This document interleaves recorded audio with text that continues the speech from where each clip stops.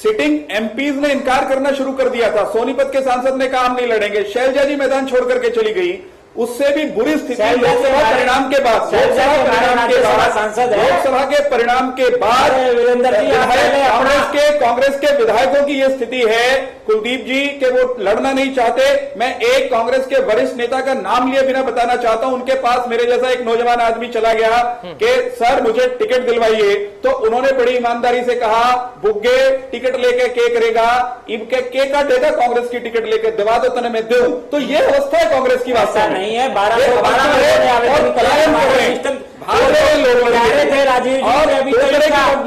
दो तरह की भगदड़ राजीव जी इनके यहाँ है। एक चुनाव लड़ने से भागना चाहते हैं, दूसरा तो जहाज से उतर के सब तरफ भाग रहे हैं। कोई कहीं जा रहा है, कोई कहीं जा रहा है, और वो सब वजनदार तो लोग हैं, चुनाव लड़ने वाले लोग हैं। आप अपनी स्थिति स्पष्ट करो कि लोकसभा चुनाव में तो हम 5 से 6 लोग लेंगे कांग्रेस से। आपको एक दो कांग्रेसी कहोगे, उन्होंने आपकी नीतियों को चुनौती दी, चौक पर खड़े होकर आपकी नीतियों को चुनौती दी। कांग्रेसी कैसे है? अगर ये गठबंधन तो कांग्रेस में लेना चाहते हैं, कांग्रेसी कैसे है?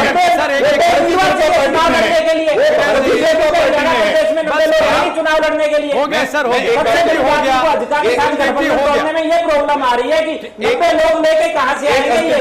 एक अंतिम, और मैं आपके कैमरे के ऊपर बताना चाहता हूँ, अगर ये अकेले चुनाव लड़ेंगे इसमें से 80 आदमी दूसरी पार्टी करके सुन लेते हैं। इनको मुझे सिर्फ इतना कहना है कि इनके यहां दो तरह की भगदड़ मची हुई है। लोग छोड़ के भाग रहे हैं, चुनाव भी छोड़ के भाग रहे हैं, पार्टी भी छोड़ के भाग रहे हैं, और ये एक रट लगाए हुए हैं। जो लोग इनकी पार्टी की नीतियों और कुशासन को बेनकाब करने का साहस करके भारतीय जनता पार्टी में आ गए, अब भी ये उनको बार बार कांग्रेसी कह रहे हैं। मुझे समझ नहीं आता इनके यहाँ कांग्रेसी होने की परिभाषा क्या है। जिस व्यक्ति ने भारतीय जनता पार्टी का झंडा थामा, हमारी नीतियों को स्वीकार किया, वो भारतीय जनता पार्टी का है। कांग्रेसी स्वीकार कर लेगा। ना इनके पास नेता है, ना इनके पास नीति है प्रदेश में, ना इनके पास कोई सिस्टम है प्रदेश में कैसे चलाएंगे प्रदेश को। अभी तो इनके 90 उम्मीदवार ही नहीं है हरियाणा प्रदेश में चुनाव लड़ने के लिए। लोकसभा में तो इन्होंने कांग्रेस से ले लिए, दूसरे विधानसभा में कैसे लेंगे? सबसे पहले गठबंधन तोड़ने में सबसे बड़ी समस्या का भला होगा है तो कुछ ना कुछ 90 में कैसे जाना पड़ेगा सर। गठबंधन तोड़ लेते अगर इन पे 90 सीटों पर चुनाव लड़ने के लिए लोग होते तो। हो गया सोनी साहब, हो गया। राजीव जेटली साहब, ये डबल स्टैंडर्ड क्या बताते हैं सर? देखिए, इस बात से तो स्पष्ट हो जाता है कि माननीय मुख्यमंत्री ने सबसे पहले आवेदन कर दिया, क्योंकि जो सबसे ज्यादा इनसिक्योर पर्सन होता है वो सबसे आगे रहता है कागजी कार्रवाई में। उन्हें हमारा टिकट न कट जाए, हाँ, उनको कागजी कार्रवाई में, क्योंकि जो दूसरे विधायक हैं उनको यकीन नहीं है कि वो चुनाव जीत भी सकते हैं, तो उसमें राशि नहीं डालना चाहते, वो चाहे नॉमिनल सी हो। और माननीय मुख्यमंत्री अपनी सीट बचाना अपने 10,000 रुपया भी मांग रहे हैं। 88 लाख रुपए उससे आया, ये भी हम वही बताने की कोशिश कर रहा हूं। माननीय मुख्यमंत्री अपना किल्लोई से चुनाव लड़ना चाहते हैं, वो अपनी सीट पक्की करना चाहते हैं कि मुझे सबसे पहले आवेदन कर देना चाहिए, क्योंकि मुख्यमंत्री तो वो रहने वाले नहीं है, कम से कम विधायक बन के रहूं मैं। तो उन्होंने सबसे पहले आवेदन कर दिया। बाकी जितने भी विधायक हैं उन्हें अपनी जीत पर कोई विश्वास नहीं है, उनको मालूम है कि हम जीतने वाले नहीं है, तो वो इस चीज से भागते हुए नजर आ रहे हैं, जिसे वो कहते हैं कि हमारी ईगो हर्ट होती है इस बात से।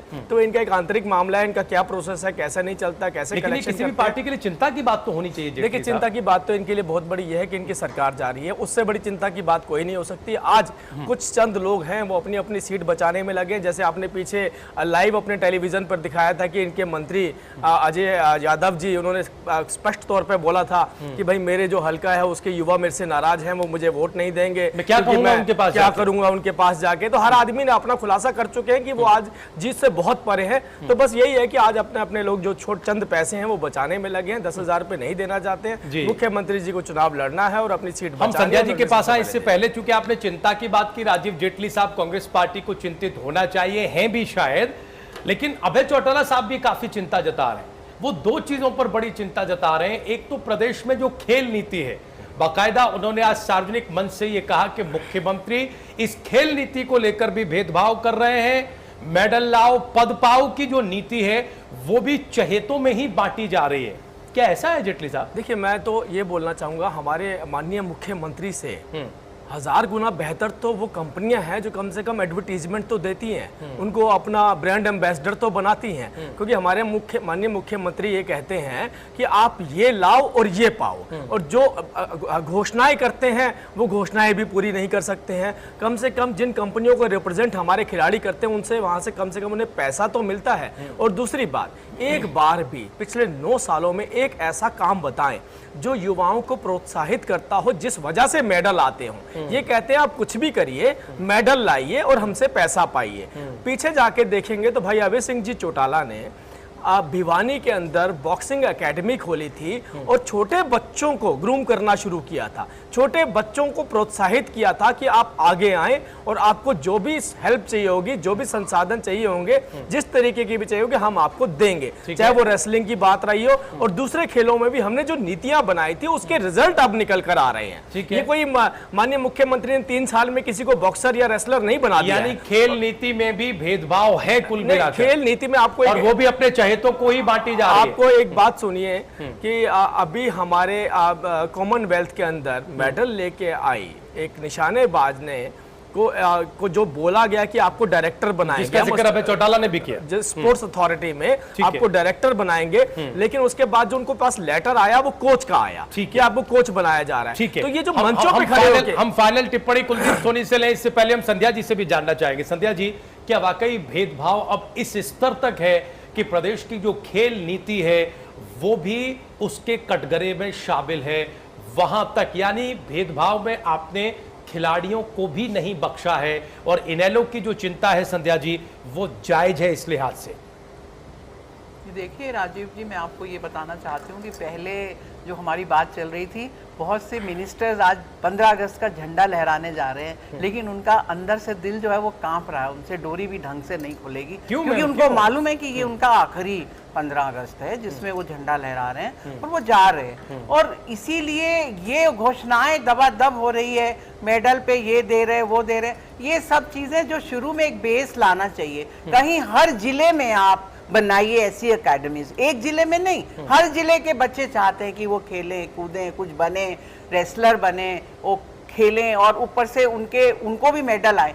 ये 2-4 जिलों ने वो करा हुआ है कि हाँ ठीक है हमारे बच्चे फिर भी वो करते, वो उनकी हिम्मत है, उनके माँ बाप की हिम्मत है, ये कोई सरकार की हिम्मत नहीं है। उनके माता पिता कितने मुश्किलों में आकर भी अपने बच्चों को ये बनाते हैं कि वो आपके लिए मेडल लाते हैं, परंतु आज जो भी उनको पैसा मिले, जो भी धन मिले वो कम है, क्योंकि ये उन्हें पहले से मिलना चाहिए था। पहले उनको आप बताइए कि इस तरीके का माहौल बनाइए, राइट टू प्ले, खेल का अधिकार हर बच्चे का होना चाहिए, लेकिन किसी बच्चों का नहीं है। वो बस अपने कंप्यूटर पे लगे हुए हैं, घर में गेम्स, वीडियो गेम्स आ रही हैं, लेकिन कहीं पे भी ऐसे पार्क्स, ऐसी चीजें, ऐसी एकेडमीज का निर्माण नहीं हो रहा। कुछ प्लेयर बन के आते हैं, उनमें ये भावना होती है। मैं पूछना चाहती हूँ, उनका इस्तेमाल भी राजनीतिक दल अपने हितों के लिए कर लेते हैं, वो सोचते हैं कि मेडल्स में भी भेदभाव करते हैं, मेडल प्रचार करते हैं। जी वीरेंद्र चौहान साहब, क्या भेदभाव इस स्तर तक पहुंच गया है कि खिलाड़ियों को भी हमारे प्रदेश में नहीं बख्शा जा रहा है?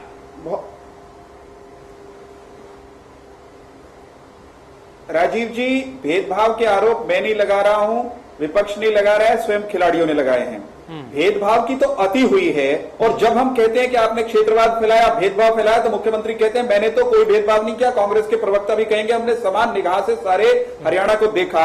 मैं केवल इतना कहना चाहता हूं, चुनाव की दहलीज पर हम खड़े हैं, अगर ये इस सरकार में नैतिक बल है तो वो जाते जाते श्वेत पत्र जारी कर दे कि नौकरियों में, खेल में, स्वास्थ्य सेवाओं में, शिक्षा के मामले में उन्होंने क्षेत्रवाद और भेदभाव नहीं फैलाया। और इसके भी आगे मैं एक और मुख्यमंत्री महोदय को एक चुनौती देना चाहता हूं।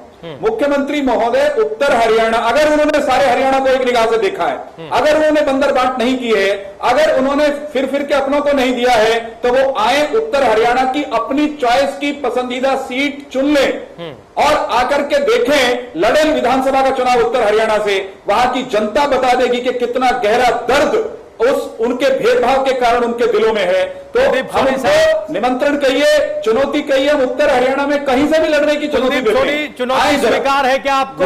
जी राजीव जी, सबसे पहले तो मैं वीरेंद्र और चुनौती स्वीकार है, उसके लिए हमारे मुख्यमंत्री जी को जरूरत नहीं है। हमारे पे बड़े आला दर्जा के नेता है, सब युवा साथी है, सारे नेता है इनके जहां से वीरेंद्र जी चाहते हैं, जहां से वीरेंद्र जी सीट चाह रहे हैं वहां पे हमारे पे बड़े अच्छे लीडर है संघ में, और हमारी पार्टी वहां से हरियाणा की किसी सीट पे आ जाए से कहोगे वो मुद्दा नहीं है जो की नीति पे आप बात कर रहे हो, अपने लिए जो सेफेस्ट जो लगे उस पे आ जाए। संध्या भी क्यों? उसके बाद में संध्या बजाज जी ने जो कहा भी हमारे मंत्रियों का दिल धड़क रहा है, हमारे मंत्री तो मंत्री है और मंत्री रहेंगे। संध्या जी पहले आप अपने दिल की जो आपने ख्याली पुलाव पुलाए थे कि भी अब हमारी सरकार आएगी बीजेपी के गठबंधन के साथ, वो आपकी सरकार के जो सपने चकनाचूर हो गए हैं। पहले आप अपने बारे में स्थिति स्पष्ट करो।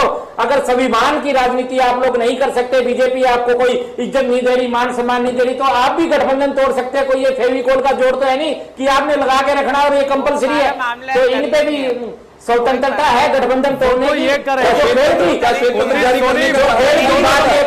खेल के 246 स्टेडियम हरियाणा में अगर बनाए हैं तो वो कांग्रेस सरकार ने बनाए हैं। 500 लोग अगर किसी ने दी है हरियाणा में, कांग्रेस सरकार ने दी है। सबसे ज्यादा अगर मेडल कोई लाया हरियाणा के मुख्यमंत्री की सोच करके हरियाणा के खिलाड़ी लेके आए हैं। इन्होंने 250 स्टेडियम हम लोगों ने बनाए हैं। भेदभाव का खेल है, के लिए बड़ी बहस का हिस्सा बनने के लिए आज की बड़ी बहस में बस इतना ही।